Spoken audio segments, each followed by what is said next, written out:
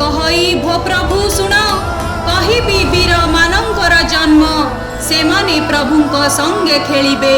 लीला रति राहस करिबे 50 जूथ पतिंकर जन्म कहिबो मते भो गुरु फेडिण गुरु बोइले हो बर जबीर कहिबा जन्म तोर आगर किबा नापितर घरे जन्म किबा दंतकर हेब जन्म किबा ब्राह्मणटी किबा गोपाल किबा करण हे पाटराकुल नानादी जाति रे जन्म होई निज कुलकु से गुप्ते लुचाई केबा खंडयत बणिया पुण केबा जन्म हेबे पाण पठाण तेली गुड़िया बा थोरिया घरे कंसारी रंगणी हंसीर घरे ग्रामे ग्रामे किए होई जन्म प्रभुंकु थिबे से माने लुचिन कल्की जन्मे बारंग शुण युद्ध लागि बटी पश्चिमे पुण अनेक सैन्य विनाश हेबे केते नृपति जे आसी मिलिबे कटक सहर होइब नष्ट भांगिब जपन इंग्राजी राष्ट्र दुर्भिक्ष होइब एही संसार जेते अर्जिले न मिलिब आहार महानिष्ठुर हेबे आदि मूल शून्य माड़ी रही थिबे टिकाळ जाजपुरे थोके होइबे जन्म थोके गड़गड़ियारे जन्म थोके मांडुका जे आलामगिरी थोके गुड़ियारे आम सौरी थोके भुवन जे ढेंकानाल रे थोके कटकर सीमा मध्यरे ओलकणा ठारू ललितगिरी भुवनेश्वर जे सीमा अबरी ओडेई ठारू कुंवरपुर सुंगुड़ घेनी साहेब नगर नेम्बाळ ठारू जे भगवती ओड संगारुटी रामेश्वरटी 64,000 प्रभुंक अंश एही सीमा घेनी हेबे प्रकाश वीर महावीर थिबेटी रही कल्की बेशकु थिबे अनाई कुआस ठारू जे डाहाणी हटा जनमीण थिबे से मोर हटा पड़िबारु तुजे तांकु चिन्हिबु षोल सरदार भेट पाइबु मान महासिंह एरूपे नाम एक हरिदास बोली न नाम लक्ष्मण गोपाल नाम जे बही गोविंद बोलिणे ब्राह्मण कही पांचरे जे पद्मनाभटी नाम छरे सुदाम तंतीटी जान सतरे गोपाल बणिया पुण आठरे लक्ष्मण अटे ब्राह्मण परमानंदटी नवमे शुण दशमे गोपाल जुधेष्टि जान एरूपे 16 सरदार पुण आउ 6 जन हेले गोप्यान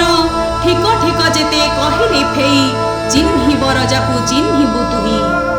तदन्ते किस कहिबे पुण श्री गुरु कहिले बारंग शुण द्वितीय पुत्रर पुत्र होइब 12 बरगिया नाम बहिब तिनी जन्म कथा शुण नंदन जे रूपे अच्युत हेबे जन्म सोमवंशे जे झियाणी अंश वसुदेव जाई हेबे प्रकाश नाम तांक भगवान होइब पालन पुत्र रे दिन कटिब तांकरे बीर्जे अच्युति जन्म हा अक्षर रे बहिबे नाम एहांक अंगु जन्म सुदर्शन सुदर्शन सोमवंश जे पुण ब्रह्मा विष्णु शिव जन्म दिन सूर्य वंश गोप्य एठारु पुण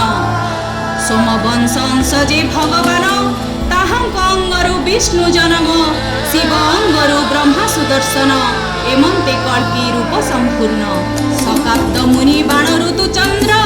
अग्नि शशि अंगे जे रामचंद्र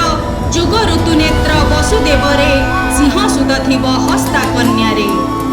रुद्र संहस्छरे प्रेम विदित रोहिणी बक्षरे छाया एकांत बणी ऋतु राजा ओडिशा भोग दमन दिली 7-5 भोग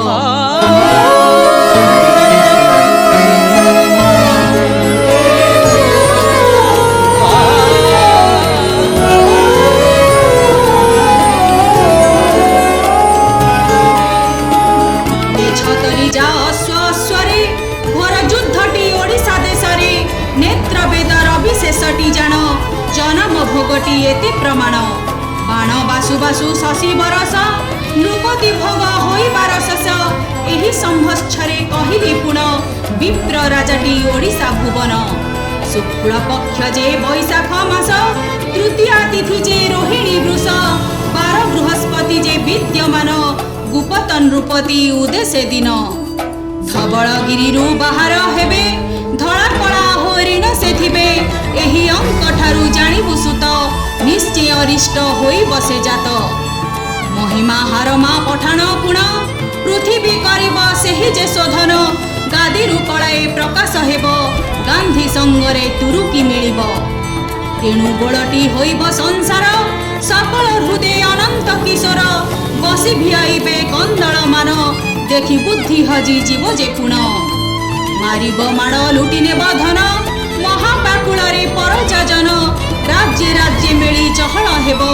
न्याय निशाप जे प्रचार हेब मिली हुइलेटी युद्ध लागिब संसारेटी त कलंक लागिब ब्रह्म सर्जनाटी प्रकाश हेब गृह कचेरी की सेही करिब सुनी बारंग जे बोले गोसाई कथाई बुझिबी कहिब फेई गुप्त कथा से रखिल जेहि अनंत शिशु से कहंती चाहि कहिबा सुनरे बारंग तुही गआ करे गोल कुंडाटी होई गुपते थिपटी गादी प्रकाश गरे संसार लागि बत्रास 7 बरस गोल कुंडा हेब तदंते राजा श्री बलदेव लिंग दक्षिणे उदय होइथिबे लिंग पूर्व गंगा बहुण थिबे बहुछि कुमार सुण वचन 13 सेनापति युद्धे आगम 80 सहस्र काठमालिया हाण 8 सहस्र ध्वज चक्र नाशन ठीक ठीक तोते कहली फेई चिन्हि बीरयांकु चिन्हिबु तुही प्रभुंक मुखकु चाहि बारंग बोलई आउ एक कथा कुह तुम्हे मते फेई बड़ी जुग पतनर संक्षिप्त जे बाणी बुझाई कहिब मते सेही जे कहानी गुरु जे कहंती बाबू समस्त सुनिब मिछ पाप जोगु 5 सहस्र बरस कटि जीव गंगारे उलग्ने स्नान करी 10 सहस्र क्षय हेबहीन संगे प्रीति 30 सहस्र 6 सहस्र तुटी जीव कपटे मैत्र विश्वासघातकी पुणी 40 जे सहस्र मातृहरणे तुटिब 5 सहस्र जन स्त्री हत्यारे कटिब 32 सहस्र प्रमाण बाल हत्या दोषे 7 सहस्र तुटी जीव 11 सहस्र जंतु बध्ये क्षय हेब 22 सहस्र कटिब विधवा हरिण लक्षेक बरस तुटे गोहत्या विधान अभक्ष भक्षिरे 8 सहस्र जे बरस जीव परधन हरणे 10 सहस्र जे जीव सोदर निराशरे तुटे 40 सहस्र अतिथि चिन्हि नथिले छड़ जे सहस्र तुलसी बसाई सेवा जे पुणी न करे पाप सहस्र क्षय कड़ी हेब तुमनरे विष्णु प्रतिमा पूजा रहिलेटी जान 17 सहस्र तुटई एकथा प्रमाण एमंते 4 लक्ष पुणी 4 सहस्र क्षय होइब बाबू हेतु करी रख बारंग को चाहि गुरु जे कहंती कड़ी क्षय कथा सुनी होइलु जे शांति भविष्यत घोर कड़ी बुझाई न देली आउ जहा सबु मुहि गोपन रखिली शिव कल्प पढ़िले सबु तू जानिबु मिछ सत सबु पुणी बुझी तू पारिबु कड़ी जुगरु लोक तू न कहिबु केबे कहिले त पुणी सेही विश्वास न जीवे ज्ञानी को कहिबु तुही अज्ञानी को मिछ ज्ञानी ही सुनिले याकु होइबे से स्वच्छ पापी अज्ञानी माने जे हसी उड़ाइबे एही सबु ज्ञान पढ़ी अविश्वासी हेबे जेउ लोक माने यहाँ विश्वास न जीवे देवी खर्परे पुणी संहार होइबे